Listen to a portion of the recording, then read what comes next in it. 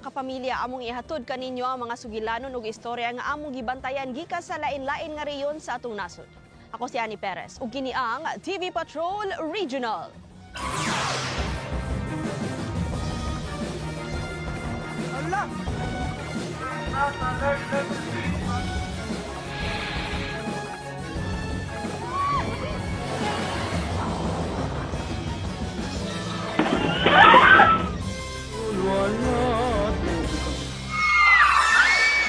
Nag-una sa atong mga balita. Na-trap ilawom sa staff building ang mga empleyado sa usa ka pribadong landfill sa Dakbayan sa Subo human nidahili ang basura nga naa sa likod ini. Gilusa dayon ang rescue operation aron luwason ang mga natabunan. Usa dayon ang gikumpirmar nga patay samtang 12 ang nakuha o gidala dayon sa tambalanan. Gipangita ang kapin sa 30 pa nga mga empleyado. Sa inisyal nga pakisusi naasa na po kaandana na ang gitas-on sa landfill. Gisusi sab sa Cebu City Environment and Natural Resources ang hinungdan sa insidente. Nisaad ang tag-iya sa pribadong landfill nga mohatag og tabang sa mga kabanay nga naapektuhan sa pagdahili sa basura. Nitahan sa otoridad ang lalaking gitudlong maong nipatay sa babay nga gisud og plastic storage box sa Pinagwarasan, Basud, Camarines Norte. Nakaplagan ang patayng lawas sud sa storage box nga naglutaw-lutaw sa sapa niya atong Sabado. Nakakuha og CCTV footage ang pulis ug nakit-an ang lalaki nga nagbitbit og storage box sa bus terminal sa Calamba, Laguna. Nisakay sab ni og tricycle. Gani nagpatabang pa siya sa konduktor sa bus nga aswato ng iyang box ug ibutang sa compartment. Nailhan ang biktima nga si Aneles Agokoy nga taga Katarman, Camiguin. Nagpuyo siya sa usa ka apartment sa Cabuyao, Laguna ug kauban sa sospek. Dinhisab gikuha sa tricycle ang lalaki nga naghatod og storage box paingon sa terminal sa bus. Kini ang isaysay sa tricycle driver ug iyang kauban. Nahimong sospek sa krimen ang gikauban ni Agokoy. Nitahan siya niadtong Miyerkules ngadto sa mga pulis sa Rosario, Batangas apan wala giangkon ang pasangil batok kaniya. Matod sa amahan sa sospek, nibutyag iyang anak nga aksidente ang nahitabo diyang naglalis ang duha. Apan wala ni magtakdo sa investigasyon sa pulis kay kun basihan ang autopsy report, asphyxia by suffocation ang gikamatyan sa biktima. Gipasakaan og kasong murder ang sospek nga karon gibalhog sa Cabuyao Detention Facility. Gisaka sa Alert Level 3 status ang Bulkang Mayon tungod sa sagunson nga pag-alboroto sa niaging simana. Nagsilasta sa Alert Level 3 ang Mayon Volcano. Ipabakwit dayon mga residente gikan sa lain-laing barangay nga nasud sa 6-kilometer radius permanent danger zone.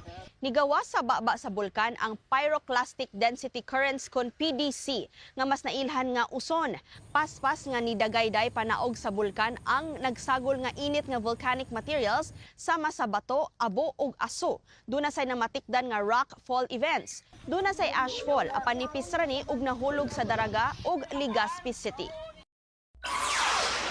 Dungan sa Bulkang Mayon, nibugasab og abo ang Bulkang Canlaon sa Negros Island Region Miyerkules sa hapon.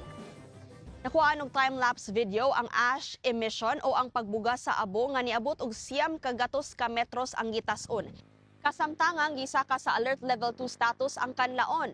Buot pasabot ini, gidili ang pagsud sa 4 ka kilometrong permanent danger zone. Gibaha ang pipila ka dapit sa lain-laing probinsya tungod sa uwan nga gidala sa shear line. Sa unang adlaw sa pagbalik eskwela, gilabang sa mga magtutudlo sa Polot Integrated School ang kusog nga bulog sa sapa dala sa bunok sa uwan sa Mobo, Masbate. Tungod sab sa kusog nga uwan, nidahili ang bahin sa sementeryo sa barangay Inalmasinan sa Caramuan, Catanduanes. Pipila ka pungtod ang gianod og nangaguba. Nakasinati sab og pagbaha ang pipila ka barangay sa lungsod sa Viga.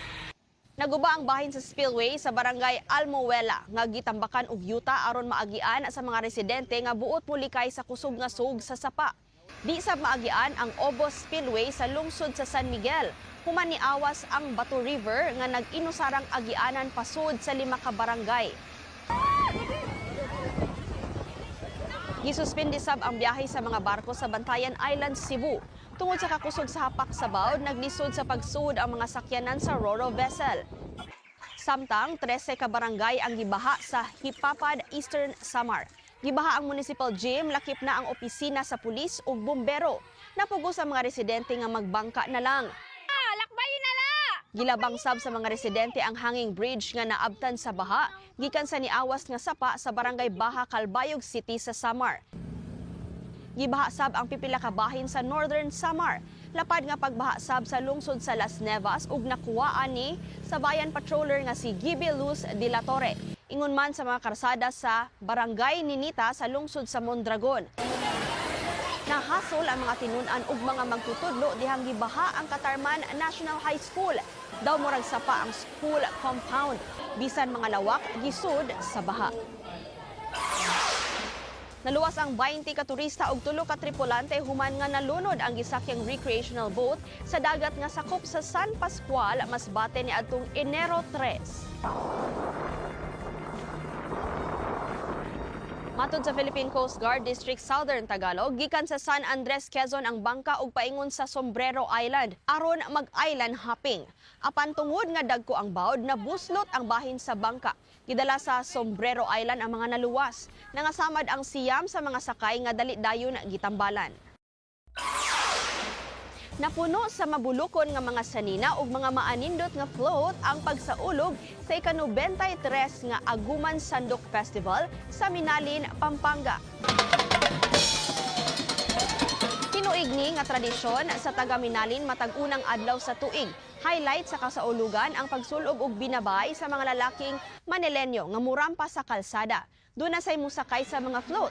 Tumong ini nga hatagan og respeto ug pag-ila ang mga babay pinaagi sa kalingawan ug arte.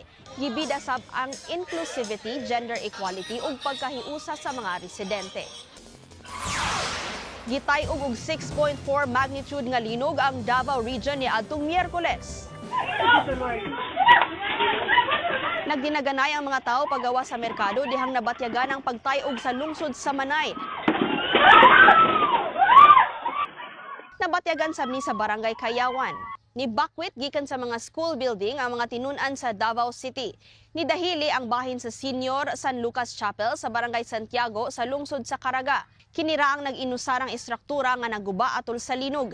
Natala ang 173 ka aftershock matod sa Fivox Region 11 human ang linog. Gisuspende sab ang mga klase sa Davao Oriental. Wala hinuoy samdan atol sa linog.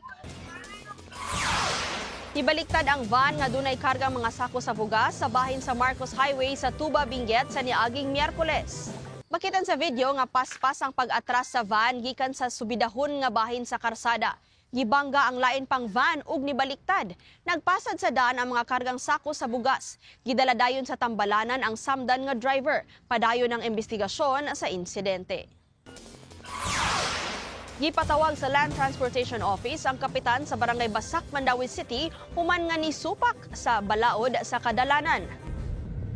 Nakuha og video ang barangay kapitan sa Basak, Mandawi City nga si Felipe Diano nga way gisulob nga helmet samtang nagmaneho sa iyang motorsiklo. Nilahos pagyud si Kapitan Diano bisan kun puwa ang traffic light signal. Giisuhan siya og citation ticket sa Traffic Enforcement Agency of Mandawi Kuntim tungod sa mga violation apan alang sa LTO dili ni paigo. Gawas sa show cause order nga kinahanglan niyang atubangon, gisuspende sab og 90 ka adlaw ang lisensya ni Diano.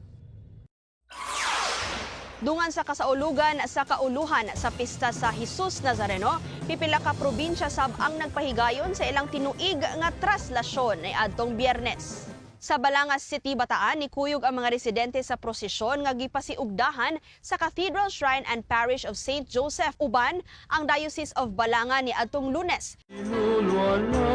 Gisugdan ang paghawk sa imahen sa Puong Jesus Nazareno sa Naga City. Biyernes sab gisugdan ang ilang paghawk sa Holy Cross Parish. Gisundan ni og penitential procession sa mga karsada sa Dakbayan. Gidagsa sab sa mga deboto ang traslasyon sa Katarman Cathedral sa Northern Samar. Wala nakababag ang uwan sa mga deboto aron lang makahiusa sila sa kasaulugan ingon man sa ilang pagpakita silang hugot nga pagtuo ngadto sa Puong Jesus Nazareno. Niabot og halos 300,000 kadiboto ang nisalmot sa Penitential Walk with Jesus ingon man sa opening salvo mass alang sa pagsugod sa kasaulugan sa pista sa Santo Niño de Cebu niadtong Huwebes. Igampo mo kaming mga makasasala karon og sa oras. Kini ang timailhan nga magsugod na ang mga misa nobinaryo hangtod na sa adlaw sa Fiesta Senior mismo karong Enero 18. Gisubay sa mga deboto ang kapin sa 2 ka kilometrong ruta gikan sa Puente Osmeña Circle paingon sa Basilica Menore del Santo Niño. Matod sa Cebu City Police Office, nindot ang panahon atol sa kalihukan. Hinungdan nga daghan ang nisalmot sa prosesyon. Daghan sab ang buot mga liya human sa sagunson nga kalamidad nga niigo sa probinsya. Matag oras himuon ang misa.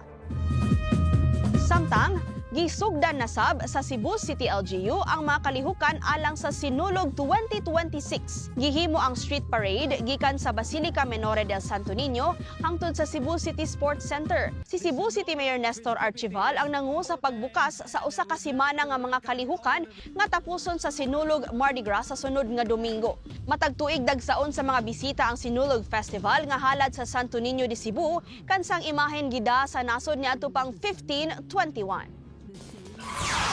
Sugbuanon og taga Isabela ang nasud sa top 10 alang sa 2025 bar exams. Gipagawa sa Supreme Court niadtong Miyerkules ang listahan sa mga nakapasar. Nasa ika-unom nga pwesto si Joey Loyloy Umpad nga anak ug mga mananagat. Nag-inusara siyang sugbuanon nga lumad nga taga Bantayan Island. Gikan sab sa Kabatuan Isabela ang naa sa ika-9 nga pwesto nga si Richmond Lucas. Usa ka registered nurse si Lucas. Iyang giangkon na himong hagit sa iyaha nga humanon ang iyang pagkuha sa kursong abogasya. Ika-14 sab ang taga Malaybalay City Bukidnon nga si Jerilyn Anoos Gascon. Gisugat siya og mga syagit gikan siya mga kauban sa opisina diyang nahibaw-an nga nakapasar siya. Sa wala pa magtungha og abogasya, nagtrabaho isip usa ka certified public accountant si Gascon. Among pahalipay sa tanang bag-ong abogado. Ug mao kadto ang mga labing importante nga mga panghitabo nga atong gitutukan gikan sa lain-laing rehiyon sa Pilipinas. Ayaw pauwahi sa mga balita, magpabiling na sayod. Mag-like, share, comment ug subscribe sa YouTube channel sa ABS-CBN News ingon man sa iyang mga social media account. Iscan sa ding QR code alang sa among YouTube playlist. Taliwa sa mga hagit atong ipaambit ang gugma, kalipay ug paglaom sa usag-usa. Ako si Annie Perez. Daghang salamat ug padayon ta kapamilya.